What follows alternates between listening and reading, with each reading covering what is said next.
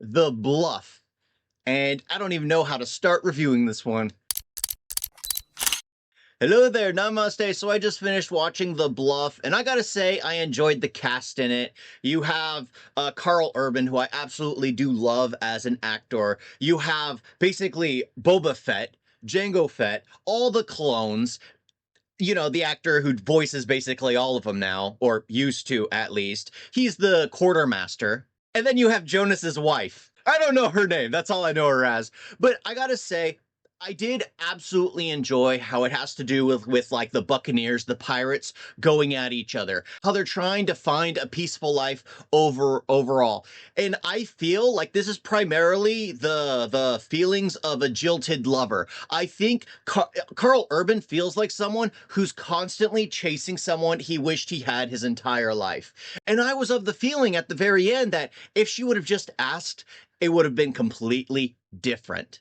But there are some issues with this film. First of all, the film is way too dark. Second of all, the choreography was kind of a little noticeable. They showed a bit of the starting of the movements, and anyone knows about cinematography, when you show someone like on the action, their start to the movement always feels weird because they're moving up into it instead of just cutting on the motion. Anyone who knows editings, you know, you move on the action, you don't start before the action. So on the fights, they really do look staged, and that goes against a film. And with the whole thing being absolutely dark, it becomes hard to actually see what's going on. And the thing is, a lot of the fight scenes or action sequences are in the dark, and it does work, but you have to have something to actually look at instead of just like, oh, I see just a single candle burning, and then you see a gun flash, and that was it. And at the very end, they kind of had a moment from like the Patriot, and all of you know from the Patriot when he becomes the ghost that they all know him as, where he's running from location to location to location.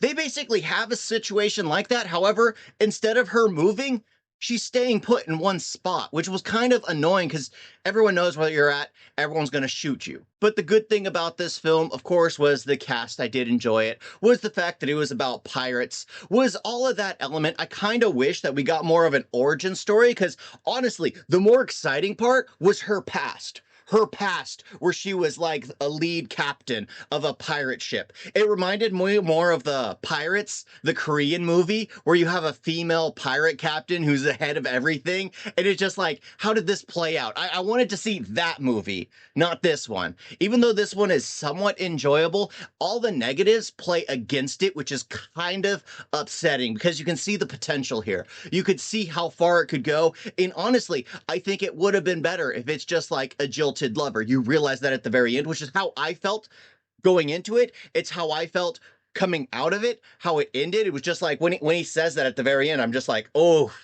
if she would have only asked him. If she would have only asked him. A few things are literally there just to further the plot and make sure a movie happens. So apparently she has a crippled son with her new husband who helped her get out of piracy. And in order for this whole film to take place, apparently the pirate took over her husband's ship and found a piece of gold that she had stolen from him.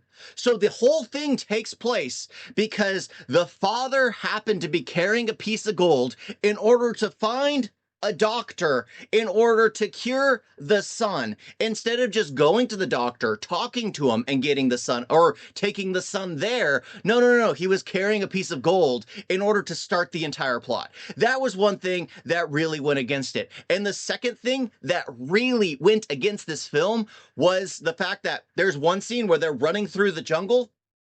And then later on in the film, apparently, at the house, which they had to run through the jungle to get to the safe place, apparently there's a way to access the safe place from underground. So it's like, why didn't they just leave that way? There are so many little aspects which this film introduces later on or starts out with, and then they just have like lines like, oh, I was trying to save our son. I'm sorry, that kind of thing, where it's just like, oh, that's why he had the piece of gold. It was just to make sure the plot moved forward. Yeah, but when there's a bluff running underneath the entire freaking city, the entire freaking island, it becomes kind of annoying when they're running through the forest for no apparent reason early on, when they could have just gone underground and left without leaving a trail. But again, when you actually watch it, you actually sit there, you're actually analyzing, being a critic, you notice all these things. Other than that, I mean, you shut off your brain, you can have a good time, but you have to turn up the brightness. It was reminding me of like Game of Thrones, you know, the nighttime episode where everyone was talking about, oh, you need to change that's what this was. That's what this was. There are even some day scenes, but the thing is, if your movie's primarily going to be dark, make sure the darkness is brighter. If you're going to have actual a few day scenes, that's fine. But the whole movie was primarily shot in the dark, shot in caves, shot at night. So make sure you actually have it bright enough so people can see what's going on. Anyway, I honestly did enjoy the film, but then again, I have a bias towards pirates, towards ships. I mean, you put a ship in a film, I will enjoy it even if it's crap. So this one is just like, I enjoyed it. I enjoyed it. Will I watch it again? Most likely not. However, I do absolutely enjoy Karl Urban. One last thing I have to mention because it was enjoyable. It kind of reminded me of Con Air. Jonas's wife could not keep an accent to save her life.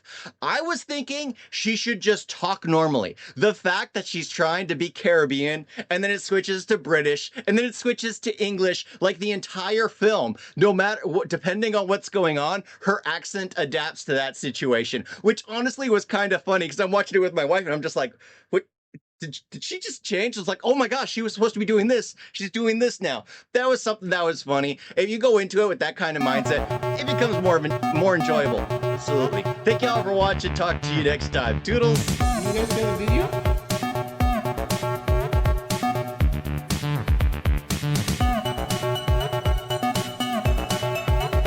What's so bad? Don't forget to like and subscribe. Wait on that.